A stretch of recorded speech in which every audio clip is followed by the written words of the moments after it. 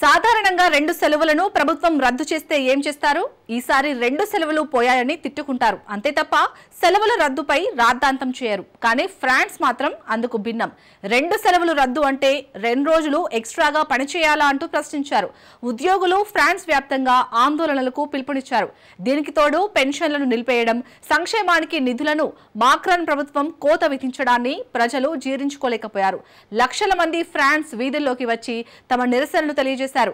Macron రాజీనామా చేయాలంటూ demand చేశారు. అసలు ఫ్రాన్స్ ఎందుకు 2 సెలవులను రద్దు చేయాలనుకుంది? పెన్షన్లను ఎందుకు మాక్రాన్ సర్కార్ నిలిపేసింది? ప్రజల ఆగ్రహానికి సెలవుల రద్దే కారణమా? Let's watch. ఫ్రాన్స్లో మళ్లీ ప్రజా విప్లవం వస్తుందా? 2 సెలవుల రద్దే ప్రజాగ్రహానికి కారణమా? మాక్రాన్ ప్రభుత్వంపై వ్యతిరేకత ఎందుకు? రోజువారీ జనజీవనం స్తంభిస్తే దేశం ఎలా ఉంటుంది? ఈ ప్రశ్నకు ఈ వారం మరోసారి ఫ్రాన్స్ సమాధానమిచ్చింది.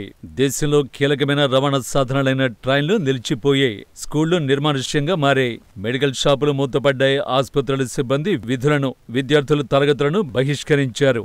వాళ్ళంతా అధ్యక్షుడు ఇమాన్యుయల్ మాక్రాన్, కొత్త ప్రధాని సెబాస్టియన్ లుకార్నుపై నిరసన వ్యక్తం చేశారు. బడ్జెట్ కోతల్ని రద్దు చేసి పొదుపు చర్యలను ఆపాలని డిమాండ్ చేశారు.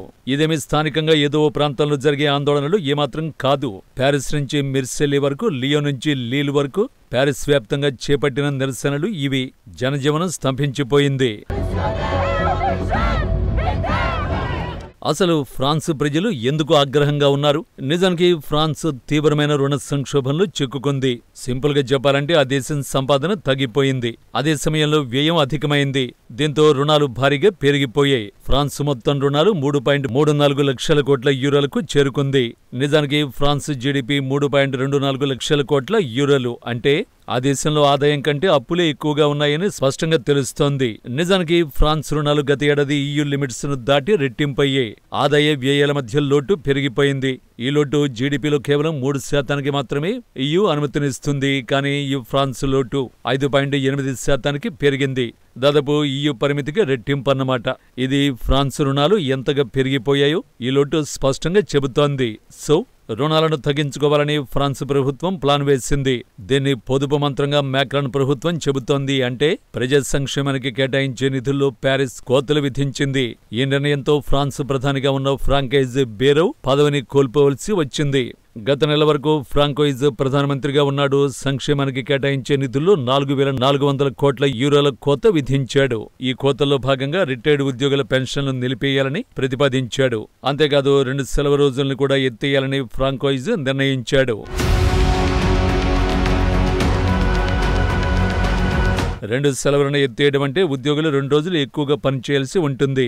దీనిపై ఉద్యోగుల్లో వ్యతిరేకత వ్యక్తమైంది. సో ఫ్రాంకోయిజ్ ప్రతిపాదనలు ఫ్రాన్స్ ప్రజల్లో ఆగ్రహాన్ని రేకెత్తించే.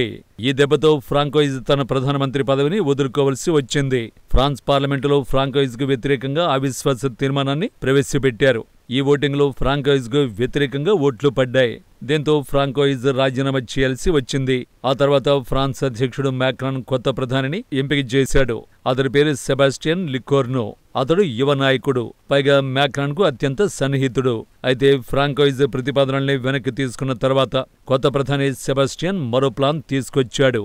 కొత్త ప్లాన్ కూడా ఫ్రాన్స్ ప్రజలు అంగీకరించలేదు. దాదాపు కొత్త ప్లాన్లోనూ పాత ప్రతిపాదనలే ఉన్నట్టు విమర్శిస్తున్నారు. అందుకే ప్రజలు తీవ్ర ఆగ్రహానికి గురవుతున్నారు. వారిలోని తీవ్ర నిరాశను నిరసనల రూపంలో వెల్లడించారు. ప్యారిస్ లో ఓ ఉరికంబాన్ని ప్రదర్శించారు. ఉరికంబం ఫ్రెంచ్ విప్లవానికి గుర్తు. అప్పట్లో ఫ్రాన్స్ విప్లవంలో నాయకులను విప్లవకారులు ఉరితీశారు. ప్రస్తుత నిరసనలో ఈ ఉరికంబాన్ని ప్రదర్శించడం చర్చనీయాంశంగా మారింది. మార్సిలీలో కార్మిక జెండాలతో నిరసనలు తెలిపారు. బెల్లా చావ్ పాటలతో నిరసనకారులు హోరెత్తించారు. విద్యార్థులు స్కూళ్ల గేట్లను మూసేశారు.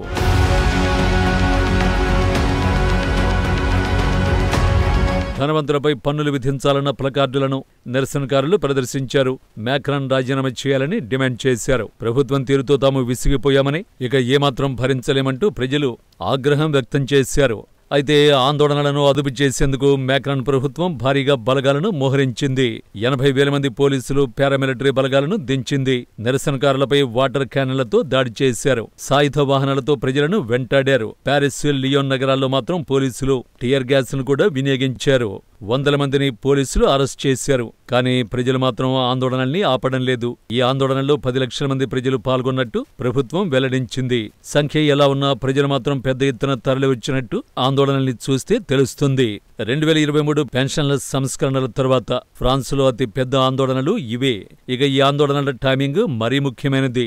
అధ్యక్షుడు మ్యాక్రాన్ రెండోసారి బాధ్యతలు చేపట్టిన తర్వాత 2 ఏళ్లకే అతడి అప్రూవల్ రేటింగ్స్ దారుణంగా పడిపోయాయి. అతడి పార్లమెంటు హంగులో ఉంది అంటే ఏ పార్టీకి స్పష్టమైన మెజారిటీ లేదు. దీనర్థం పార్లమెంటులో ఏ బడ్జెట్ బిల్లును ప్రవేశపెట్టినా పాస్ అవడం అంత సులువైతే కాదు.